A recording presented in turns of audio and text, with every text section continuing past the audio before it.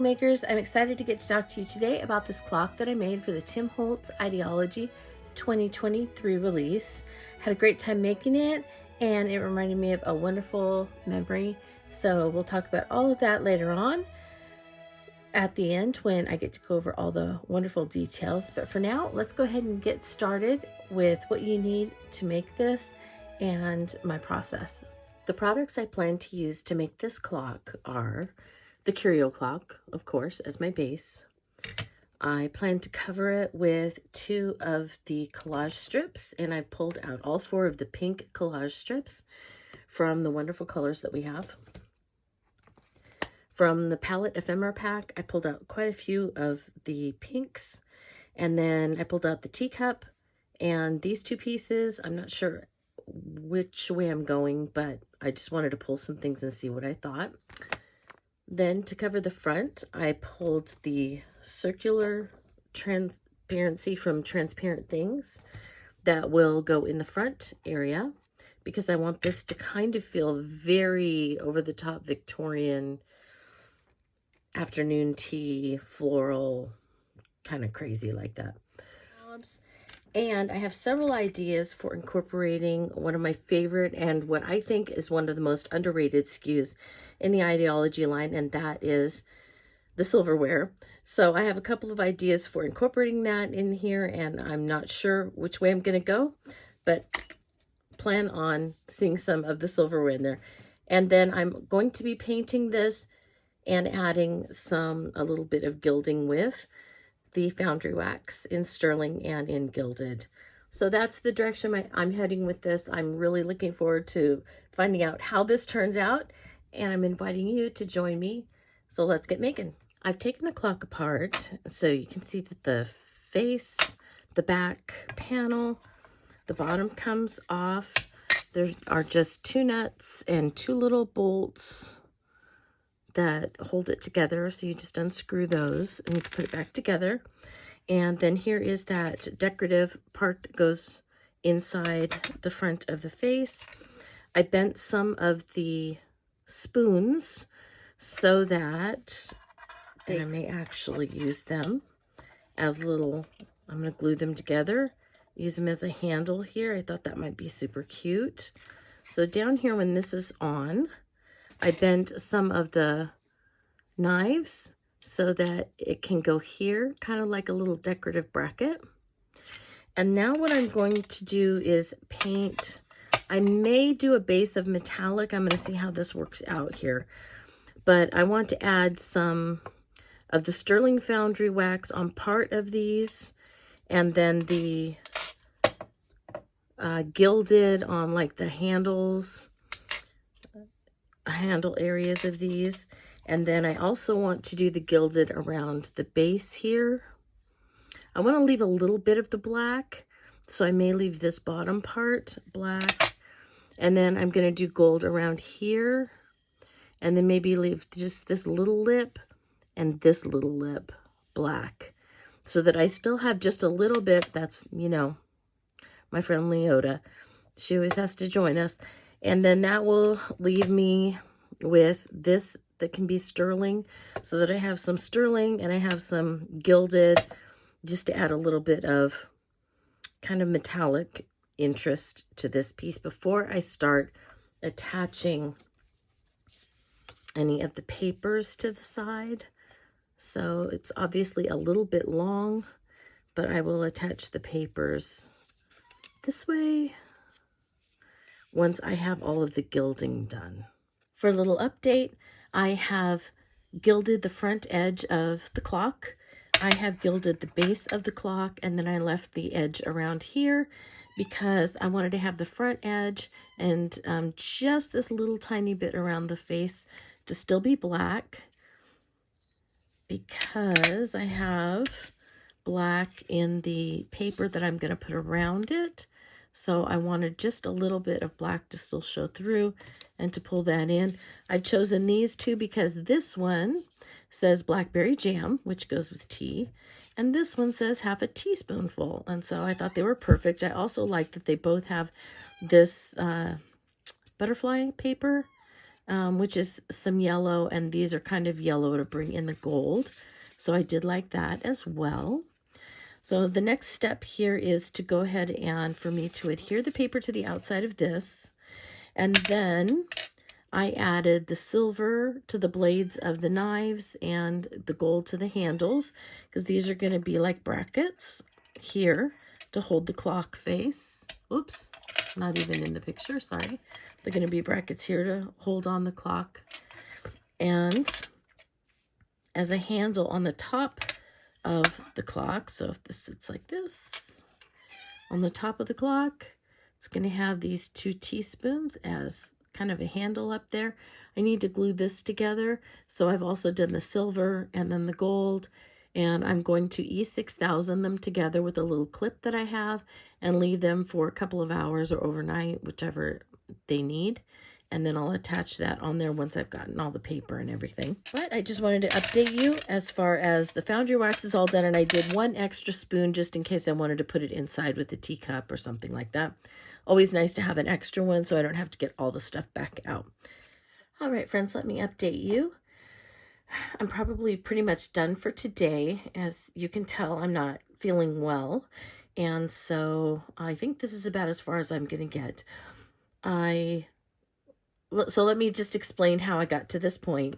So I took all of those pink ephemera pieces. I cut out a piece of just white, printer paper in this shape. So I laid it down, drew around it, cut it out, made sure it fit, and then I put the pink ephemera over it with Distress Collage Medium and Matte.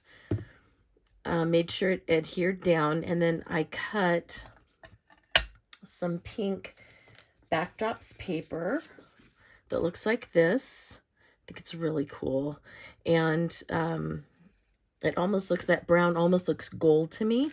So I cut an inch strip, a couple of inch strips, and I adhered that to the inside here, and you can see that there is a part that it didn't cover, and that's because this lip from the back is going to go in there. So, but that would have left this showing, which would have been black. So then I trimmed off like a skinny 1/4 of an inch strip and went around it, and then trimmed off any excess once I adhered it with, again, Distress Collage Medium. Adhered the pink circle into the back, and that was pretty much ready to go. And then this part was pretty much ready to go. Before I attached the circle back to the base with the screws, I went ahead and attached this in with Collage Medium, let it dry. And as you saw before, I stopped, that I had done the gold foundry wax with brushes. I brushed that around, and then this was the sterling that I did around here, and then I also did the gold on here, and then I left just a little bit of black trim all the way around. And you can see that I've gotten some on here and there. I'm not worried about that because I really think that I want to go over it with white picket fence paint once everything's dry. So anyway, once I got it all attached, and this was just 2 strips of the collage strips. And any little errors or little things that don't quite look right are going to be covered with the picket fence. It's just going to kind of settle in to some of those little areas. Then I made some little brackets with the Adornments Silverware knives, and then attached those with Collage Medium once I reattached the base. And I just kind of let that all dry. I attached this with Collage Medium, letting it dry. And I went over the whole thing with Collage Medium and just made sure that I went over all of it so that when I put the paint on, once this is completely dry and I put the paint on, then I can wipe it away and the details can still show, but it will settle into the little crevices and any of the little areas that I kind of am thinking, oh, that's not perfect. It's okay. that's going to settle in there. And I think that it will also soften it just enough that it will kind of give it an antiqued, shabby look. That is what I'm kind of going for with this.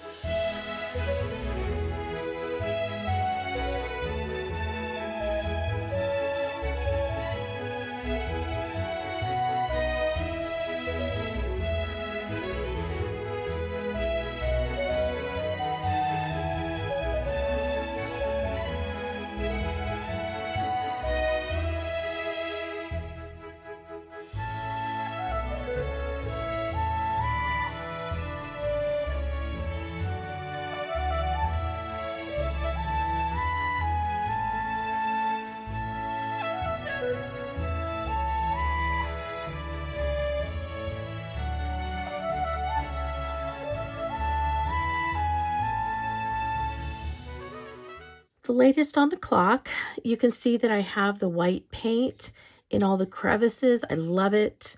I love how it just softened everything and kind of brought it together, kind of made it look old and maybe oxidized. So I just really love that white addition. I also did it on the inside because I had covered that paper with Collage Medium, and I covered this paper with Collage Medium, and then it just wipes off everything else. So you can see that the little brackets came off that I had made with these. So I will glue them back on with E6000 glue when I get finished. But they do still have the white paint on them, so that's fine. And now I am at the point where I'm deciding what I want to put on the inside. Of course, I'm going to be adding this. I will be adding my tiny lights around the rim. This is what the little spoon handle looks like. I think that's really cute. And I wanted to update you on some of the details of this clock before I put it all together. So on the back wall, I added the bracket shelf, and this is the bracket etc. trim. It's the smallest one, the 4-inch.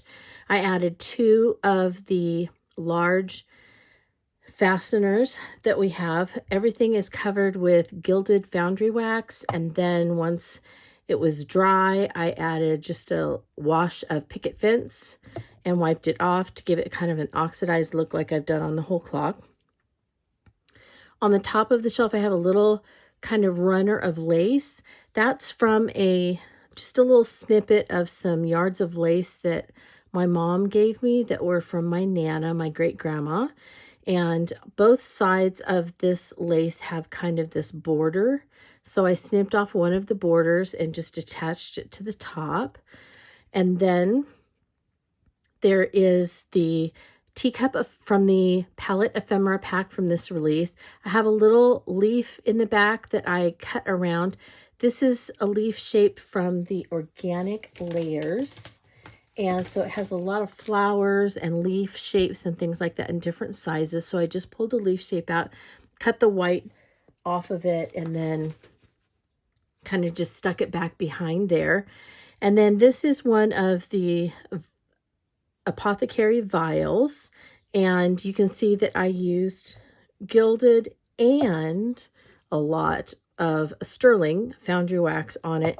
And I used my mercury glass technique that I tried out when the foundry wax first came out to make mercury glass on the vials.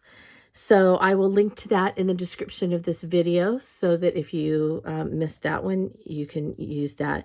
This is a piece of the Curator snippets, and then I just colored it with a little bit of spun sugar so that it would kind of match the whole pink going on. I kind of wanted this to mimic maybe a jelly jar.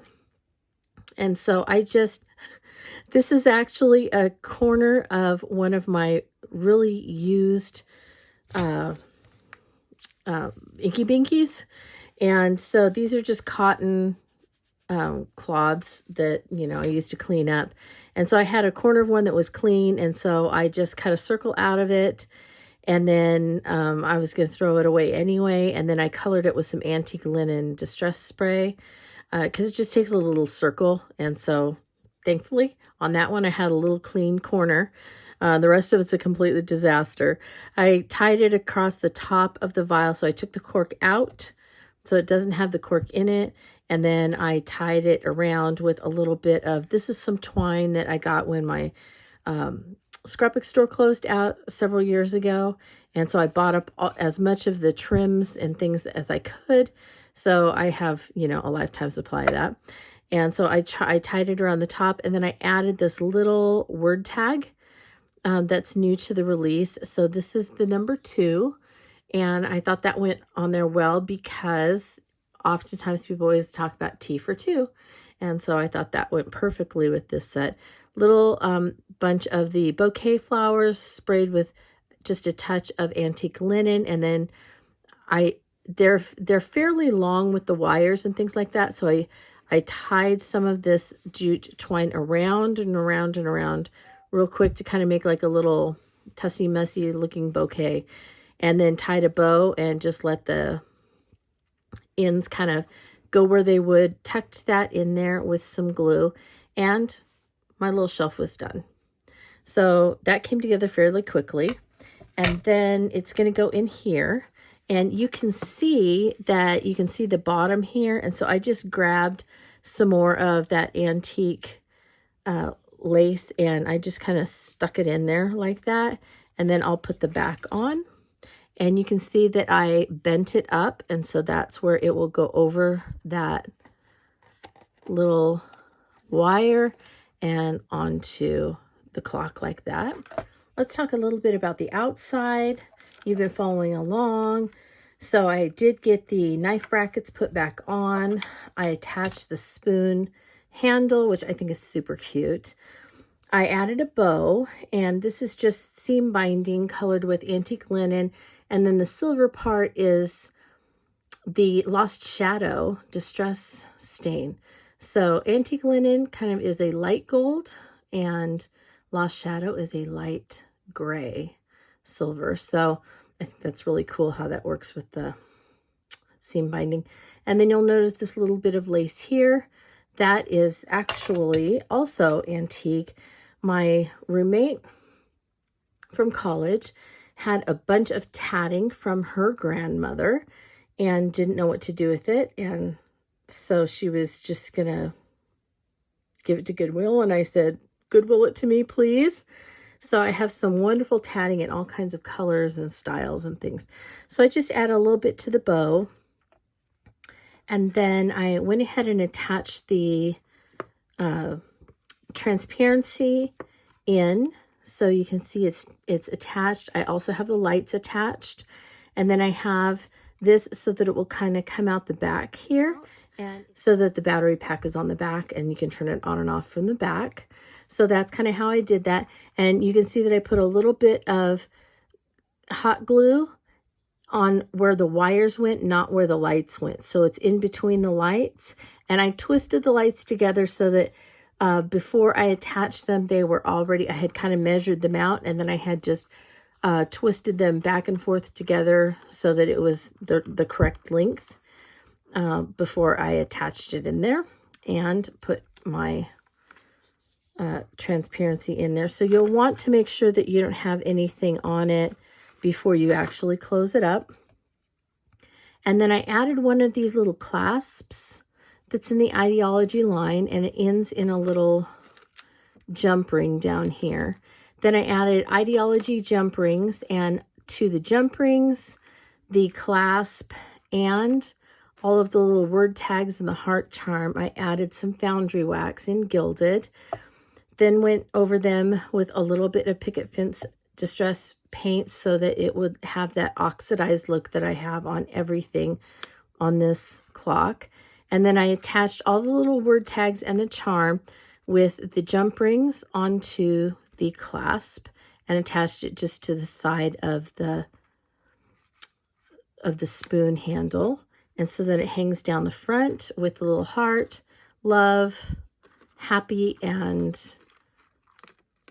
then the big heart charm. So there you go. This clock actually started out as something that I thought would represent afternoon tea. But once I got started, it still represents afternoon tea to me. However, it represents a special one, and that is, it reminds me of my engagement afternoon tea. My husband and I spent the whole day together the day that we got engaged, and we had afternoon tea at one of our favorite places in Pasadena called the Rose Tree Cottage. And so as I got to working, I decided that this reminded me of that particular afternoon tea and some pictures that we have of it. So let's go ahead and talk through my process. So as you saw, I went ahead and used foundry wax. Really love how not only does the gold still shine through, but it's just softened with that cover of the paint over it, just to kind of soften the whole look to everything. Kind of, for me, I felt like it gave it a little bit of a French feel to it. Fun little brackets from the knives. Got the collage strips, which are fabulous, aren't they? I just love the collage strips, all that work done for us. And it's just so much fun with the half a teaspoon and the blackberry jam that goes with tea. Then I went ahead and made this fun spoon handle, a little bit of seam binding with antique linen and some lost shadow for the silver, a little bit of my friend and former roommate's grandma's tatting to add a little bit of just a lacy touch to it. And then these beautiful transparencies that fit right in the front of the clock. How great is that? Got some gold etc. trim in there. That little bundle of wonderful bouquet. And I love the little two for tea for two, a little jam jar there.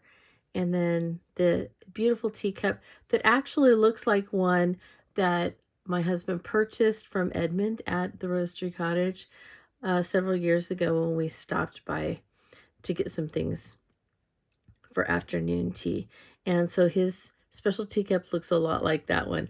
So just a lot of great fun memories that this evokes now when I look at it. So this is going to be a keeper for me. Totally love it. And I hope that you enjoyed my process as I went through it. If you have any questions, please be sure and contact me through my blog at playswellwithpaper.blogspot.com. There's a contact section in the right-hand column. I'll be glad to answer your email if you contact me that way as soon as I possibly can. And thank you so much for watching. And I hope that you have a very creative day.